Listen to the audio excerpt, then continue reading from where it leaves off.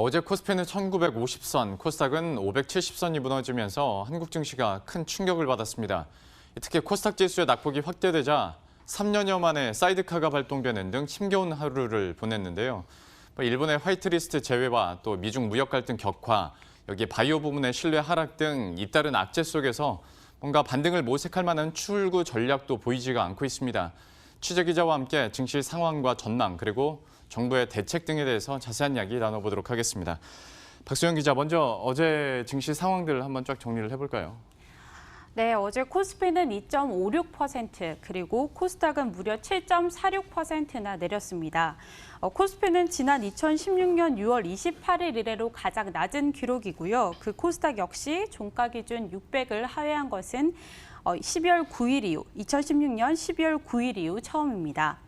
특히 어제는 코스닥 지수가 장중 급락을 하면서 사이드카까지 발동이 됐는데요. 그 사이드카는 시장 상황이 급변할 경우에 프로그램 매매 호가를 일시적으로 제한을 함으로써 프로그램 매매가 시장에 미치는 영향을 제한하기 위한 조치입니다. 코스닥에서 지수 급락에 따른 사이드카가 발동된 것은 지난 2016년 6월 24일 이후 또 3년여 만이라고 하는데요. 코스닥 상장사 신라젠의 임상 3상 실험 중단 소식에 바이오주 전체가 하락한 영향이 또 큽니다. 어제 하루 동안에만 국내 주식시장 시가총액은 50조 원 가까이 증발을 했습니다. 종가 기준 코스피의 시가총액은 1,298조 2천억 원으로 그 전 거래일인 지난 2일에 1,331조 7천억 원보다 약 33.5조가량이 줄었습니다. 또 코스닥 시가총액은 197조 9천억 원으로 2일과 비교해 봤을 때 15조 7천억 원이 감소를 했습니다. 어제 코스피 시장에서 연기금은 5,207억 원치를 순매수했지만 그 지수를 방어하기에는 역부족이었습니다. 연기금은 지난 2일에도 4,625억 원 가량을 사들이면서 지수 방어에 나선 바 있습니다. 참 어제 낙폭도 낙폭이고요. 오늘장에서 또 한 번 하락 추세를 기록한다는 것 자체가 좀 시장 참여자들에게는 충격일 것 같습니다. 물론 동시호가이긴 했습니다만 코스닥이 한때 동시호가에서 10% 낙폭을 잠깐 찍기도 했었는데 참 변동성이 왜 이렇게 점점 더 커지고 있는 겁니까? 네, 일단은 대외적인 악재는 너무나도 많은데 이를 뒤집을 만한 호재가 없다는 것이 가장 큰 원인으로 지목이 되고 있습니다.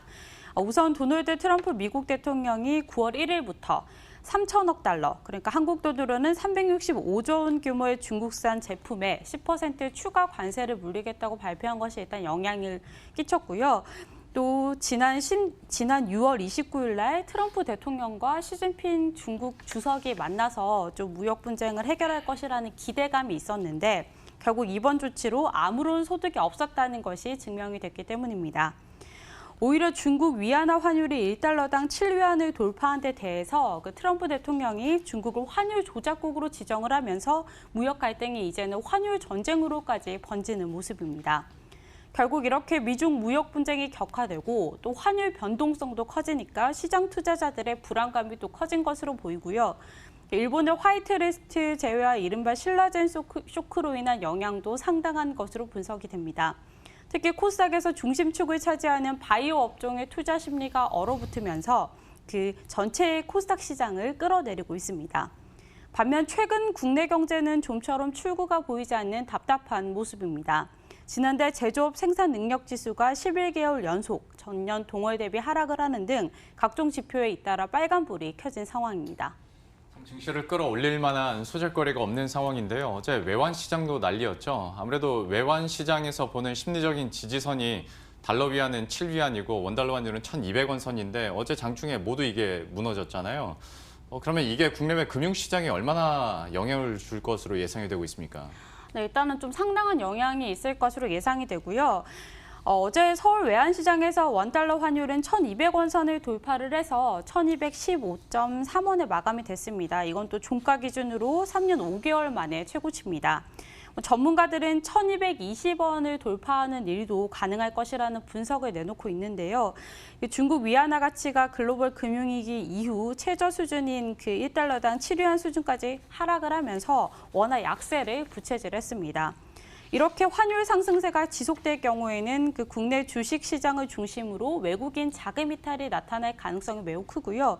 그리고 나아가 경제 전반을 위축시키는 요인으로 작용할 수 있습니다. 또 그 미중 무역 분쟁과 환율 전쟁 우려가 심화가 되면서 글로벌 증시까지 함께 흔들리는 모습입니다. 다우존스 산업 평균 지수는 어제 현지 시간 767.27포인트 폭락해서 거래를 마감을 했습니다. S&P 500 지수 역시 2.98% 하락을 했고요. 이렇게 계속 그 미국 장 상황이 좋지 않다 보니까 결국은 한국의 증시까지 영향을 미치게 되는 겁니다. 같은 날 일본 니케이 지수도 전거래일보다 1.74% 하락한 2720.29에 마감을 했고 오늘 오전 역시 하락으로 장을 출발했습니다. 참 말 그대로 요동치고 있는 증시 상황인데요. 정부 차원에서도 좀 대책을 내놓고 있죠. 앞서서 저희가 염현석 기자의 리포트도 전해드렸습니다만 현재까지 그러면 정부 대응 방안들 어떻게 나오고 있습니까? 네, 일단 오늘 오전에 기획재정부 주재로 관계기관 합동 점검 상황반 회의가 열렸었죠. 그래서 중국 환율 조작국 지정이나 그 국내 금융이나 외환 시장 상황 등을 점검을 했습니다. 일단 방기선 기재부 차관보의 발언 한번 같이 들어보시죠. 시장 동향을 예의주시하는 한편 과도한 시장 불안에 대해서는 적극적으로 대응해 나가겠습니다. 시장 변동성이 과도하게 확대될 경우 이미 준비된 컨틴전시 플랜에 따라 상황별 시장 안정 조치들을 신속하고 과감하게 취할 것입니다. 네, 또 금융위원회 역시 오전 10시에 자본시장 어깨를 소집을 했습니다. 상황별 컨틴전시 플랜을 한번 점검하기 위한 조치인데요. 그 일각에서는 한시적 공매도 금지 카드가 나오는 것이 아니냐라는 의견도 있었는데 이것은 이제 어깨에 따르면은 가능성이 없는 것으로 전해졌습니다.